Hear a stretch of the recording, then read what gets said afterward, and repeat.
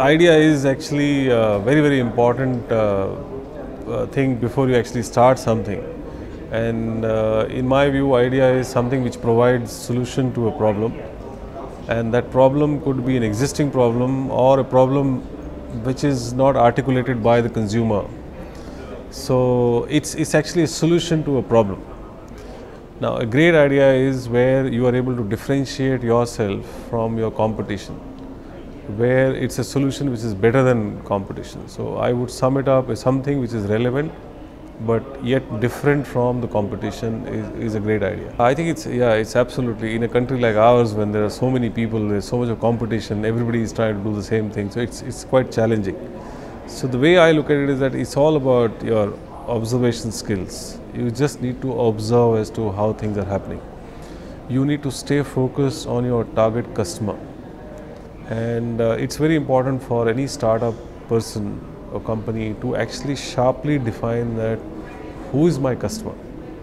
The moment you know who is your customer, then you need to understand everything about that customer in terms of buying behavior, in terms of their every media behavior, how they consume, how they view things, and then how the decision making takes place, what is the purchasing power of that particular segment. Once you know your target customer, then you start asking these questions. Will this person actually be excited by the offering which I have for that customer?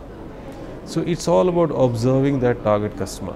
Let's say you decide that you have a product which is only catering to working class or an executive.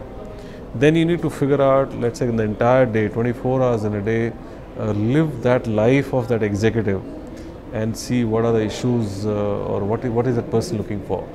Automatically you will start getting all the answers which you're looking for. Scalability is basically when idea is proven. It's already tested, it's proven, you've established that there is a proposition which your target customers are liking. Now all you have to do is that expand to a level where you are able to address the entire segment in a very quick time frame.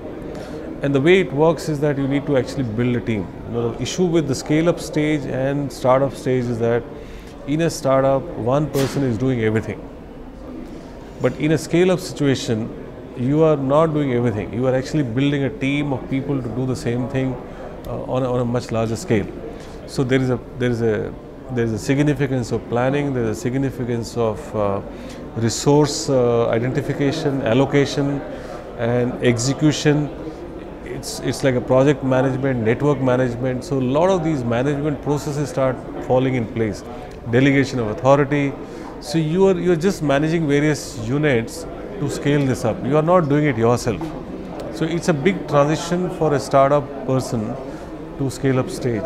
So my experience is, for me, what's very important in scaling up is to build a team of people, clearly identify their roles and responsibilities, and then help them coordinate, delegate authority, empower them as much as possible is the mantra for success.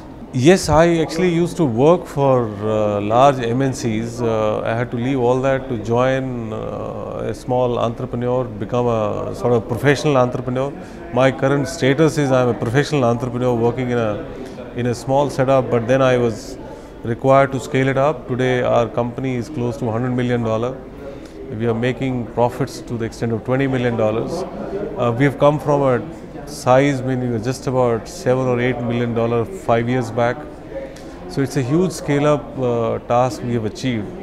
So of course I had to actually give up cushy jobs of MNCs and big brand names to come and join this venture, which currently I'm involved in.